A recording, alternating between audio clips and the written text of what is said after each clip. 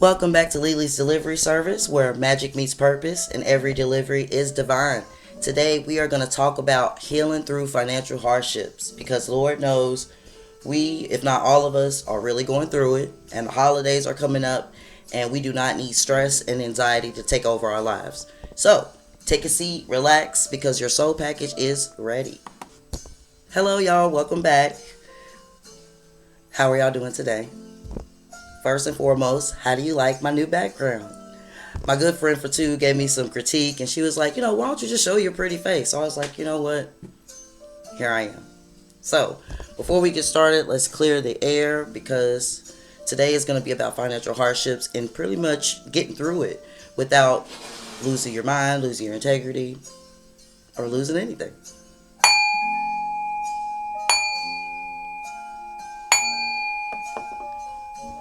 All right. So since we are ready, of course I got my notes on my phone, so I hope you don't mind. Today we live in a time where everyone's feeling the squeeze, especially financially. I literally went to Walmart and everything is either $1 or $1.50 more. Y'all know I got 5 cats or 6 cats, and that's not easy. I got a 5-year-old. We got stuff we got to do. We're all feeling it. But for some reason, everyone wants to pretend like we're just, surviving, making it on. Rent is going up. And no matter how many hours we work, it seems like we're still trying to catch our breath. Like, why aren't we catching up? It's not for no reason, and it's not a personal failure. Financial hardships is not a reflection of your worth or your intelligence. It's literally a reflection of the system built to keep you doubting your power. And that's why today I'm going to be doing a lot of references from a lovely book that I love. It's called The Energy of Money, if you can see it. And it's pretty much a spiritual guide to financial and personal fulfillment, which is what we're all about. Not saying that life is going to be perfect, but we're going to always find a way to get through it. Through the hard times while we enjoy the good times. So, let me get back to where I was at. Oh, I have a quote from the book. It says, money is energy, a current that moves through our lives. When we align our actions with our values, money becomes a tool for freedom and not fear. Which, let's be honest, a lot of us move in fear, a lot of us operate out of fear, and it's not because we wake up saying we're just going to be fearful today. It's really how we're conditioned. It's really how we see other people being punished for sticking their neck out or doing something different. They want you to lose your resiliency. But I'm here to tell you that your resiliency is your greatest strength, and do not lose that. Even in the midst of having a late LG&E bill, being late on your rent, not being able to take your kids on vacation. Because personally, I have not been able to take my child on vacation this whole summer. My friends are literally on a plane to the Dominican Republic because my good friend Carla is getting married this weekend. Congratulations and shout out to her. Her and Marcus. But who's not there? As a bridesmaid. Yeah, me. And it's not because I didn't want to. It was not because I didn't prioritize her wedding. It's literally because life has been lifing. I had to literally quit my other therapist job because I just wasn't getting paid enough to sustain my bills and my lifestyle. And it wasn't because I didn't love the people that I worked with. I loved everything about the place that I was at. I just literally couldn't survive anymore. Not my mental state, my emotional state, my financial state. And when something doesn't work, you have the right to move on and find something that does. Because life is all about change. The only thing constant in this life is change. The sooner you get used to that, I promise you, the less stressful you'll be. So, moving on to healing the shame of struggling. Because I feel like that's a big thing. A lot of us don't want to admit when we're struggling. Even me, I have a hard time asking for help. One, because I learned from a very young age, sometimes when you give people the power of your vulnerability, sometimes they can use it against you. However, there's nothing wrong with asking for help from a trusted source. There's nothing wrong with letting people in and letting them know the real side of yourself. Because our lives are not TikTok, Instagram, or Facebook.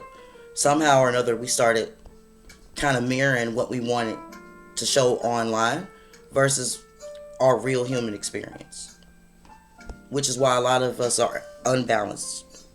But we can always get back. So, bear with me. So, we already know what money stress can do to our minds. A lot of us are used to, not saying a lot of us are used to poverty, because I don't know everybody.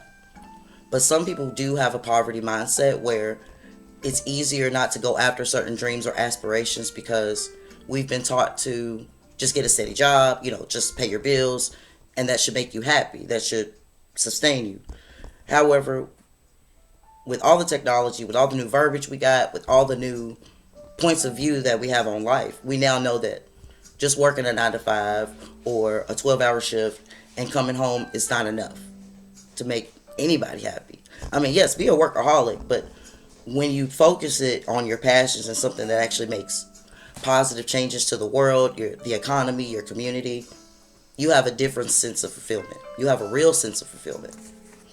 So, we want to talk about how financial anxiety can mimic trauma. When you stay in survival mode, you question your every move. Depression grows from feeling trapped, and anxiety feeds on that uncertainty. But what if your current situation isn't a punishment?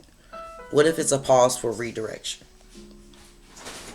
So, if you're into journaling like me, one of the journal prompts that my research for this video gave me was, what does financial freedom mean to me emotionally, not just financially? Like, what would having financial success benefit for me, not just in my bank account, but emotionally? Would that make me feel more secure?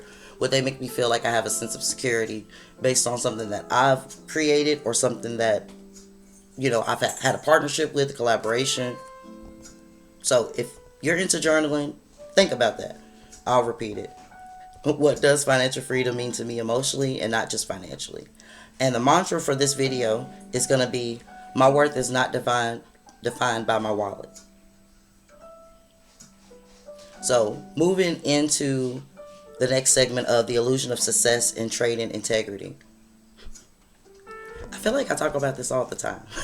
How people trade their integrity for money or for whatever, just because it gives instant gratification.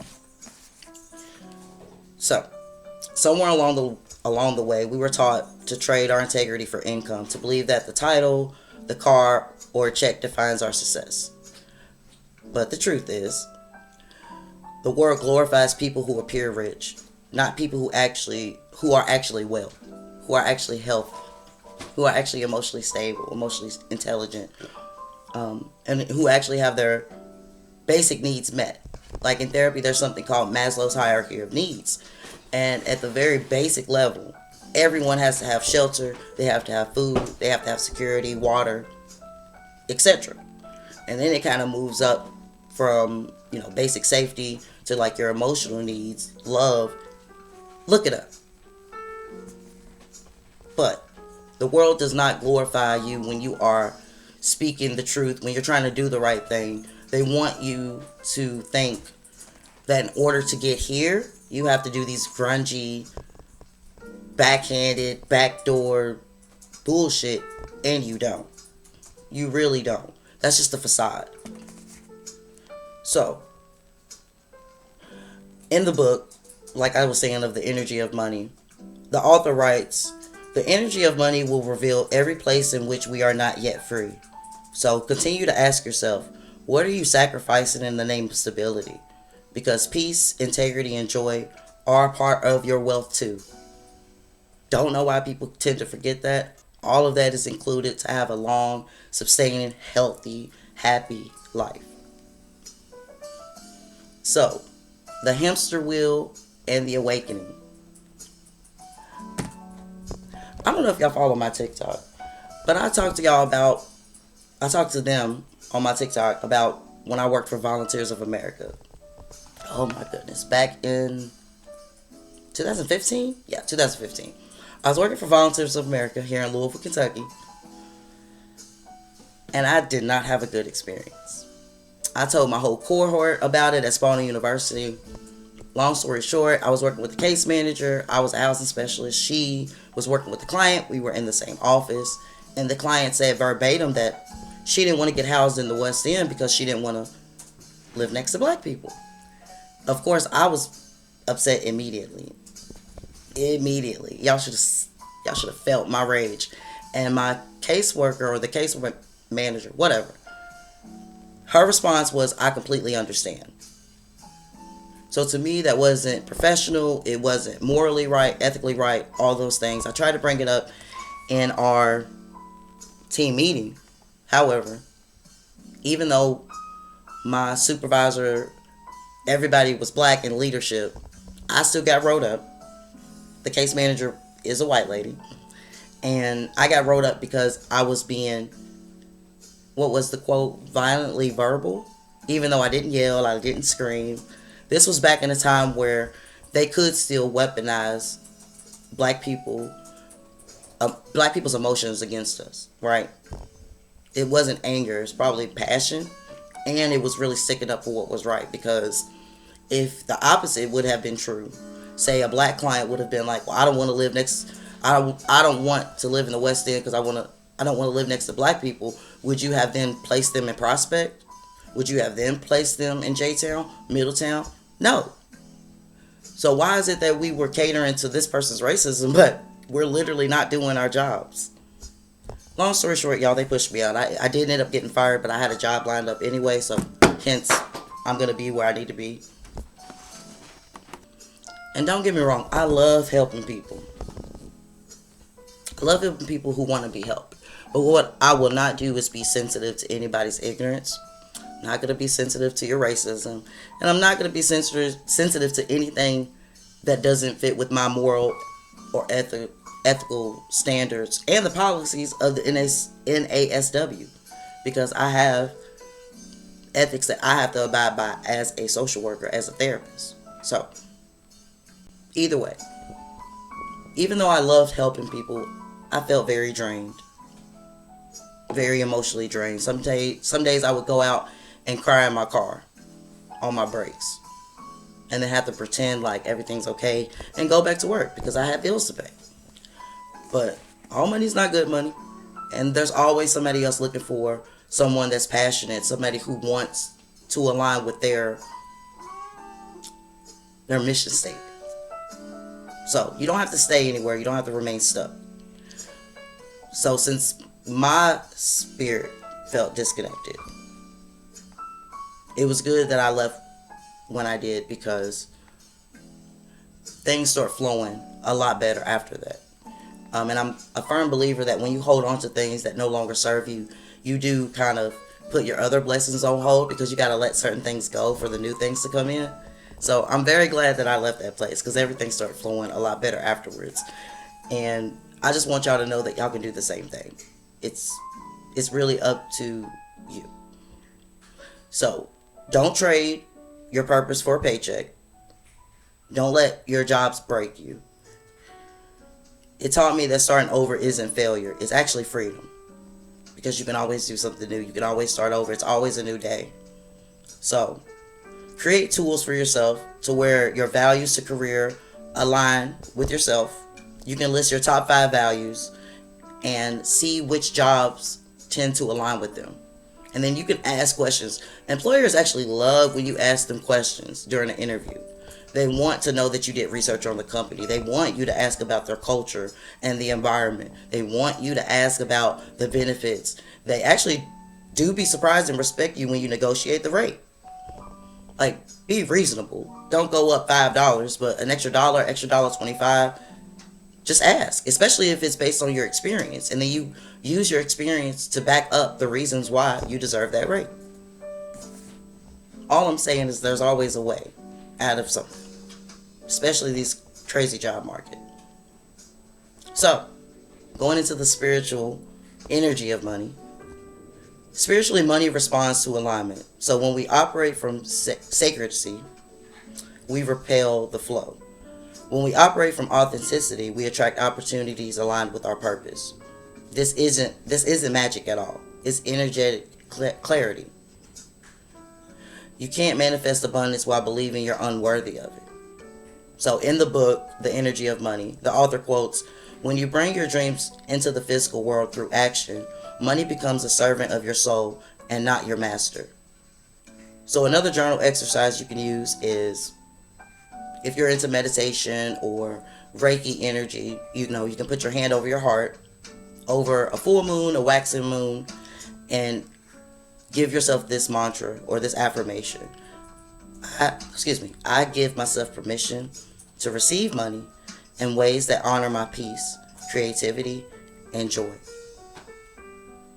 Seems simple enough.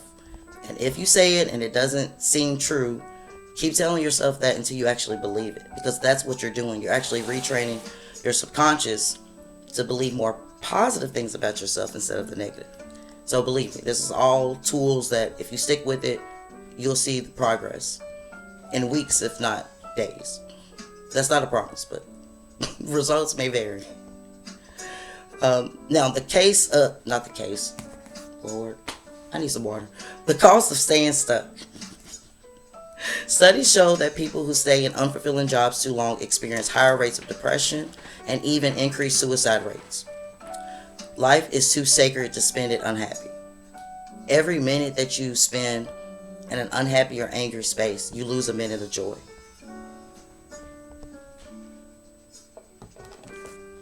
So,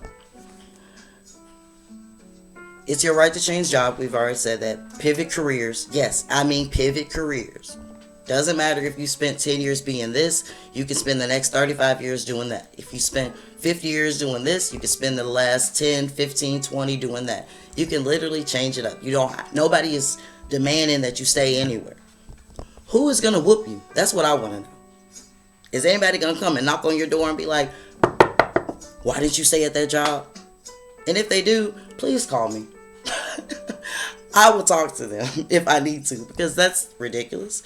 And you have the right to change and do whatever you want. As long as it's within the law, within your moral integrity, you have that right.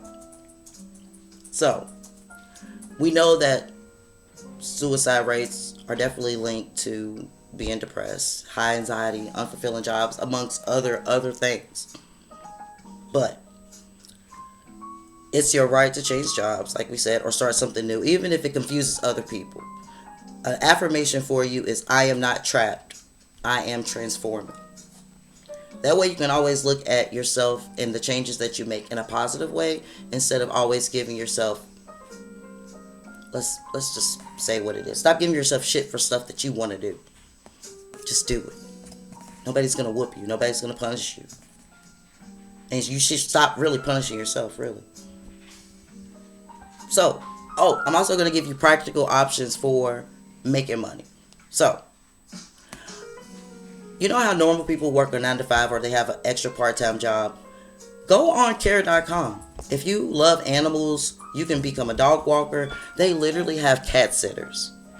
Somebody will pay you to watch their cat lay around and not give you any attention. It's freaking amazing. Not only that, if you have a car, of course you can DoorDash. Of course you can, what is that other one called? Instacart. Of course you can Uber. Especially even with Uber now, women have the right or the option to only pick up women passengers. So if that's an issue for you, you can always go that route. You can always do TaskRabbit, where you do odd jobs. Heck, even my sister was telling me about being able to clean buildings or schools or offices after work or after hours when everyone's gone home. That way you can listen to your music. You can rack up some extra money for the holidays. Plus, y'all know it's the holidays.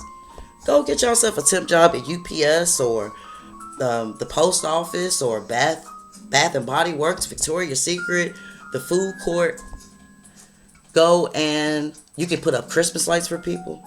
You can actually go and pick up wrapping paper for people. There's people who are disabled who actually can't go and pick up their gifts for their family members. You can do that. Heck, and if you have people that you can trust, or people that trust you and that, have kids, do the Babysitters Club. I'm telling you, watch 2 or 3 of them for a reasonable price per hour. Plenty of people are trying to go out during the holidays. Take that and use that to your advantage. Because honestly, I want y'all to find jobs and things that don't make you sell your soul. right? Like, how many movies have we watched where, like, the woman or the man or somebody needs money, and then all of a sudden they're, like, sleeping with their neighbor? Y'all know the iconic scene from Set It Off. when that girl had to get that money for her brother, just for her brother not to go to college. You don't have to do that. And I don't know how many people are actually still doing that. They may be. But to bring it to a more modern point of view, you don't have to go on OnlyFans. You don't have to sell your feet. You don't have to sit there and do things that you normally would not do for money. Because I promise you, that shame is not something that you want to deal with. Don't even worry about it. Go get you a loan. Go to the bank. Ask for extensions. I literally called LG&E the other day to ask for an extension. Like I said, I'm not in the Dominican Republic right now because I'm broke. Not just because I'm broke. Listen, life is doing it. But I'm not giving up. I'm not giving up on myself, and I'm not giving up on y'all. So, find something that works. Ask around. Look into your resources. If you're in Louisville, what we call 211 or 311, the information line, there's plenty of job fairs going on too. Yes, sacrificing a couple of hours of lounging around, doing what you normally like to do in your leisure time, it'll be there. So if you got to take a couple of hours a week to catch up on your bills and your things, just do, because you'll feel a lot better afterwards. And your purpose is not linked to your productivity, but if you are feeling lazy, if you're feeling like you could do more, do more. That's really it. So, giving you a question for today. My question for the audience is, what can you create today that adds light but also income to your life? Do you want to start a YouTube channel? Do you want to write a book? Do you want to start a podcast? Have you always wanted to start that after school program that you never actually, let off the ground? Do it. What are you waiting for? Just do it. I promise you, because somebody needs it. So, like we said, I'm not going to keep you here a long time. We're going to reclaim our freedom and redefine our wealth. Because freedom is wealth. Peace is wealth. Integrity is wealth. Don't stay small to make others feel comfortable. Don't stay stuck because it's familiar. This life is for you. To experiment, expand, and evolve. So the last quote from the book, The Energy of Money. The author writes, "Success is doing what you said you would do, with clarity, focus, ease, and grace." Reflection for this episode or for this video is, what does your soul want to experience next? What do you want to do? Plan it out, save some money, put money to the side, ask for help, and be creative. Be creative in a way that doesn't make you question yourself. So closing, I want to thank you all for flying with me today. I am going to give you a Love Thyself card reading from my therapeutic toolbox that sometimes I give my clients, especially when they're rediscovering themselves or learning how to speak more positively to themselves. So I'm going to draw one card daily or every episode, and you can either journal your reflection from the message.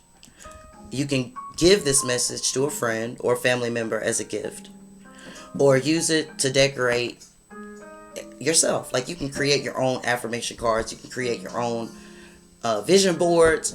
Make your life as beautiful or as artistic as you would like to see it, because you deserve to relax in a space that resonates with you. So do as you please. But today, for the card today, today the card says, "I am safe to be who I know I am meant to be." And these are automatic. I don't put these out. They're shuffled in their own right. And it's pretty. So, I'm going to put that back at the bottom so that next time we'll get a new fresh card. But until then, thank you for flying with me. Thank you for another episode of LeeLee's Delivery Service, where magic meets purpose and every delivery is divine. Until next time, I will see you later. Thank you. Take care of yourself. Love you. Bye.